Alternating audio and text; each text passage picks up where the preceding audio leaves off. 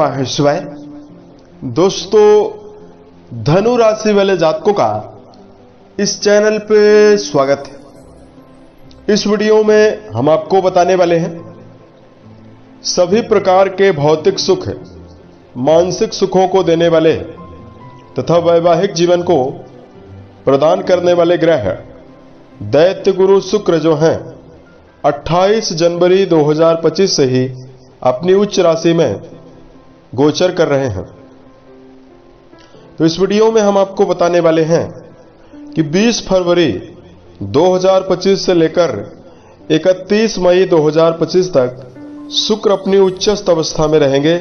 तो क्या मेजर परिवर्तन धनु राशि वाले जातकों के जीवन में देने वाले हैं। धनु राशि वाले जातकों मीन राशि में मौजूद हैं। एक राशि 30 डिग्री की होती है। धीरे धीरे करके डिग्री वाइज मीन राशि में बलवान हो रहे हैं और 2 तारीख से यानी 2 मार्च से ये वक्री भी होने वाले हैं।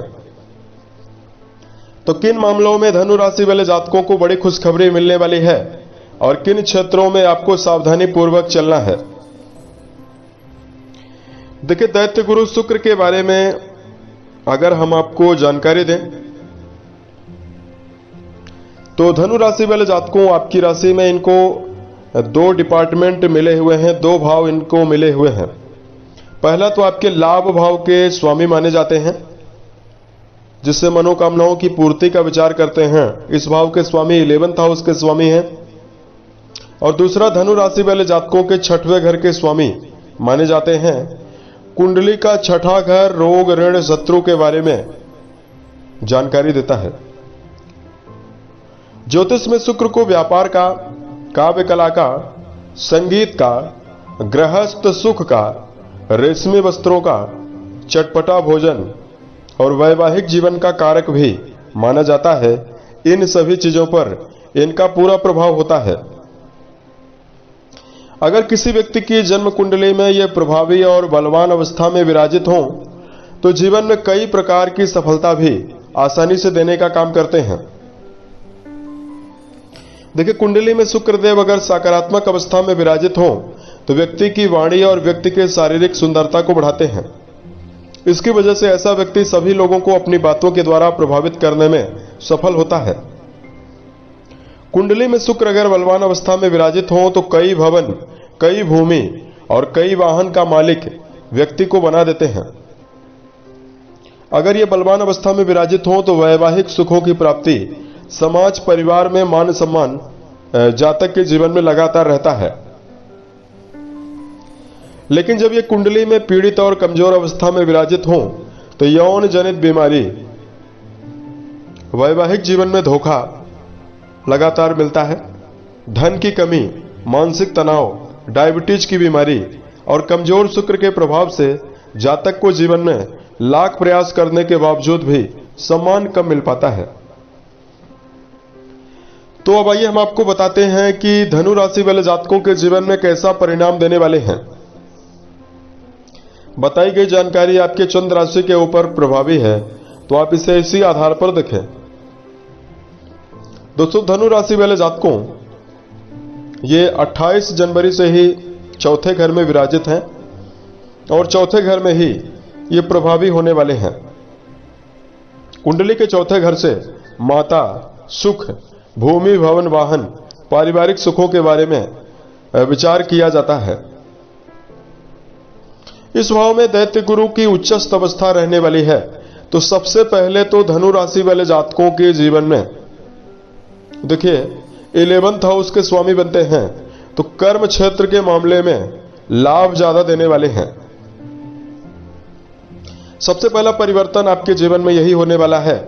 2025 में 31 मई तक आपके जीवन में दैत्य गुरु आपको कुछ मामलों में बड़ी उपलब्धि देने वाले हैं।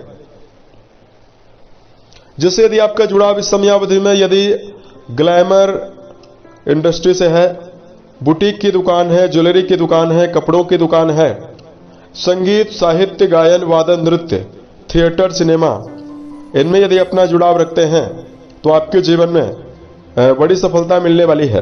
वाणी से जुड़ा हुआ काम कर रहे हैं तो भी आपके लिए समय बेहतर रहने वाला है।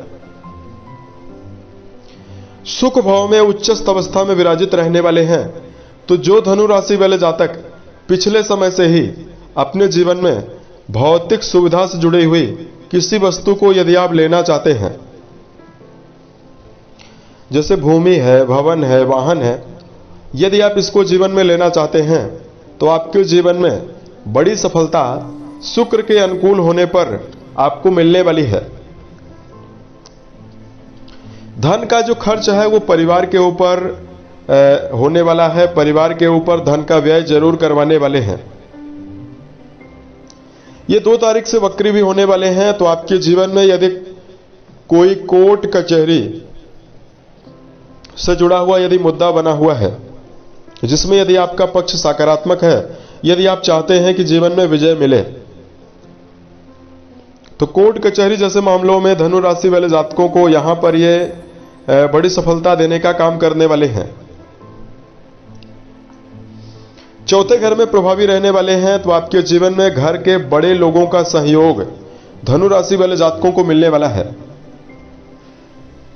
और परिवार में बड़े लोगों का सहयोग आपके जीवन में आपके सम्मान को भी बढ़ाने का काम करने वाला है। कुंडली के चौथे घर में ये वक्री अवस्था में होने वाले हैं। तो दर्शकों को इस बात का ध्यान रखकर जरूर चलना होगा कि आप अपने जीवन में जीवन साथी के साथ यदि जुड़कर चल रहे हैं, यानी जो लोग शादीशुदा हैं, उन धनु राशि वाले जातकों को विवादों में फंसने से बचने की आवश्यकता भी रहने वाली है।